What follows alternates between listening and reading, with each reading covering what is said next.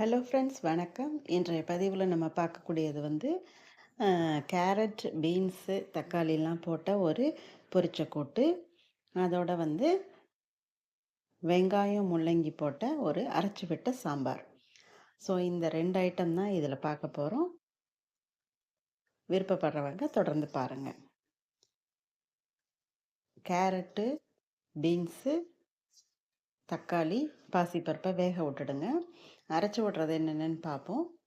உளுத்தம்பருப்பு, ஒரு 1/2 ஸ்பூன் மிளகு, 2 மிளகாய் வத்தல், இதை வறுத்துக்கணும். அதோட கூட தேங்காய், சீரகம், கருவேப்பிலை, இதை வந்து வறுக்க தேவை கிடையாது. ஸோ இதையும் சேர்த்து அரைச்சிக்கணும். இந்த மாதிரி அரைச்ச விழுதை வந்து காய் பருப்பெல்லாம் வேக வச்சுருக்கோம் இல்லையா, அது நல்லா வெந்த பின்னாடி அதில் உப்பு மஞ்சப்பொடி போட்டு வேக வைங்க. அப்படி வெந்த பின்னாடி அதில் வந்து இந்த விழுதை விட்டுருங்க.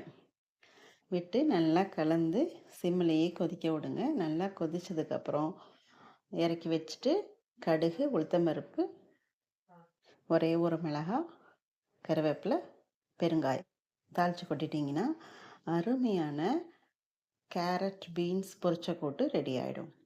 இந்த கூட்டு வந்து பிசைஞ்சு சாப்பிடலாம். சாம்பார், ரசத்துக்கெல்லாம் சைட் டிஷ்ஷாகவும் வச்சுக்கலாம். அதே சமயத்தில் கலந்த சாதத்துக்கெல்லாமும் தொட்டுக்கிறதுக்கு ஆப்டாக இருக்கும். இது போல் நீங்கள் செஞ்சது இல்லைன்னா செஞ்சு பாருங்கள். செம டேஸ்டான கலர்ஃபுல்லான கூட்டு ரெடி ஆயிடுச்சு.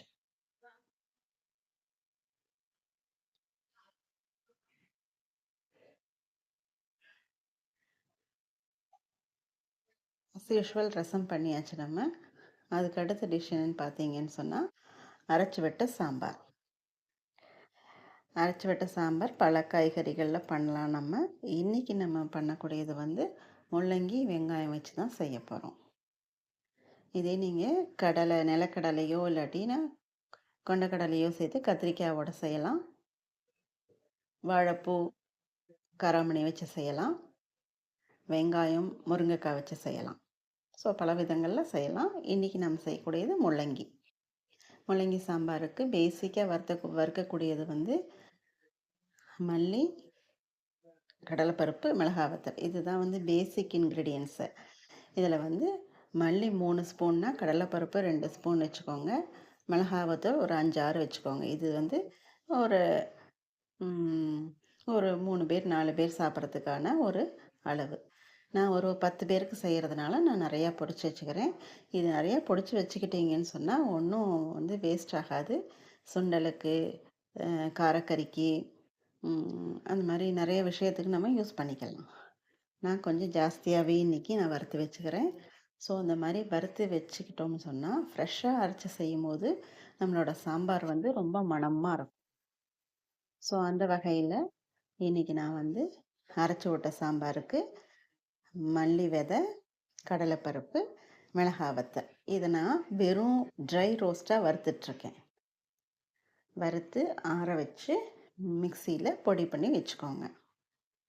பொடி பண்ணுறதுக்கு முன்னாடி அதோட ஒரு கொத்து கருவேப்பிலை, நல்லா காஞ்ச கருவேப்பிலை, அதோட கொஞ்சம் பெருங்காயம் போட்டு பொடிச்சு வச்சுக்கிட்டிங்கன்னு சொன்னால் நல்ல வாசனையாக இருக்கும். ஸோ இந்த மாதிரி நீங்கள் பொடிச்சு வச்சுக்கோங்க. சில பேர் இதில் வந்து மிளகு போடுவாங்க, சில பேர் பட்டை சோம்பு போடுவாங்க, சில பேர் வந்து என்னன்னா கருவேப்பிலை, உளுந்து கூட போடுவாங்க சில பேர். பட் நான் வந்து இது மட்டும்தான் போடுவேன். ஸோ அந்த மாதிரி பரபரன்னு திரிச்சு வச்சுக்கணும். இதை ஒரு ஏர்டைட் கண்டெய்னரில் வச்சுக்கிட்டிங்கன்னா ஃப்ரெஷ்ஷாக இருக்கும் எப்பயும். இப்போ நம்ம செய்யக்கூடியதுக்கு சாம்பாருக்கு கடுகு, சீரகம் தாளிச்சிட்டு வெங்காயம், ஒரு பச்சை மிளகாய் போட்டு வதக்கிட்டுருக்கேன். ஸோ வெங்காயம் பாதி அளவு வதங்கினதுக்கு பிறகு நம்ம ஸ்லைஸாக கட் பண்ணி வச்சுருக்கிற முள்ளங்கியும் சேர்த்து வதக்கலாம். முள்ளங்கியை நல்லா ஸ்லைஸாக கட் பண்ணிட்டீங்கன்னு சொன்னால் வதக்கும் போதே மோஸ்ட்லி வெந்துடும். அப்படியே உங்களுக்கு வேகிறதுக்கு சந்தேகமாக இருக்குது, இல்லை ஸ்லைஸாக இல்லை கொஞ்சம் பெரிய சைஸாக இருக்குது அப்படின்னு சொன்னால் நீங்கள் வதக்கிட்டு ஒரு டம்ளர் தண்ணி விட்டுட்டு மூடி வச்சுருங்க. நல்லா வெந்துடும். நீங்கள் காயை வதக்கிட்டு புளி தண்ணி விட்டுறாதீங்க. புளி தண்ணி விட்டுட்டிங்கன்னு சொன்னால் காய் முத்தலாக இருந்தாலோ இல்லாட்டி வதங்கி இருந்தாலோ வாடலாக இருந்தாலோ சரியாக வேகாது. அதனால் தண்ணி விட்டு மூடி வச்சு நல்லா வேக விடுங்க. நல்லா வெந்த பின்னாடி புளி தண்ணி சேர்த்துக்கலாம்.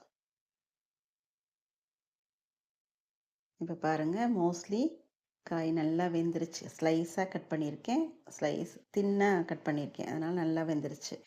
ஸோ நம்ம அந்த மிளகா பொடி திரிச்சோம் இல்லையா, அதில் முக்கால்வாசி எடுத்து வச்சுட்டு இந்த குழம்புக்கு தேவையான ஒரு 4 ஸ்பூன் மிளகா பொடியோட பச்சை வெங்காயம் ஒரு அரை வெங்காயமும் தேங்காய் ஒரு அரை மூடியும் சேர்த்து நல்லா அரைச்சி வச்சுருக்கேன். புளி தண்ணி நம்ம விட்டுருவோம். இந்த வதக்கின காயில் புளி தண்ணி விட்டுட்டு வேக வச்ச துவரம்பருப்பு, உப்பு, கருவேப்பிலை, கொத்தமல்லிலாம் போட்டு வேக வச்சுருக்கேன். அந்த பருப்பையும் இதில் சேர்த்துடலாம். ஸோ பருப்பும் புளி தண்ணி சேர்த்த பின்னாடி உப்பு போட்டுடுங்க.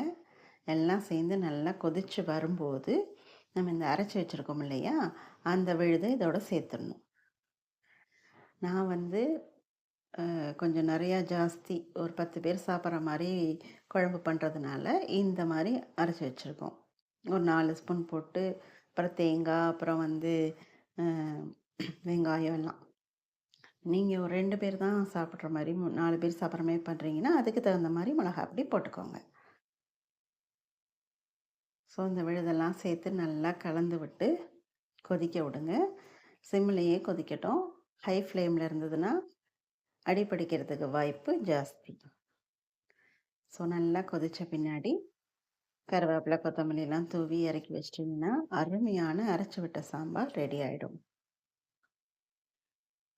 இதுபோல் நீங்கள் ஃப்ரெஷ்ஷாக அரைச்ச பொடி போட்டு செஞ்சு பார்த்தீங்கன்னா அப்படியே வீடே மணக்கும் கம கமன்னு. அருமையான சாம்பார் ரெடி ஆகிடுச்சு. என்னோடய சேனலை இதுவரை பொறுமையாக பார்த்தவங்களுக்கு நன்றி. ஷேர் பண்ணுங்கள், சப்ஸ்கிரைப் பண்ணுங்கள். இதுவரை கொடுத்த ஆதரவுக்கு நன்றி. நம்மளோட அரைச்சி விட்ட சாம்பாரும் பொரிச்ச கொட்டும் ரெடி.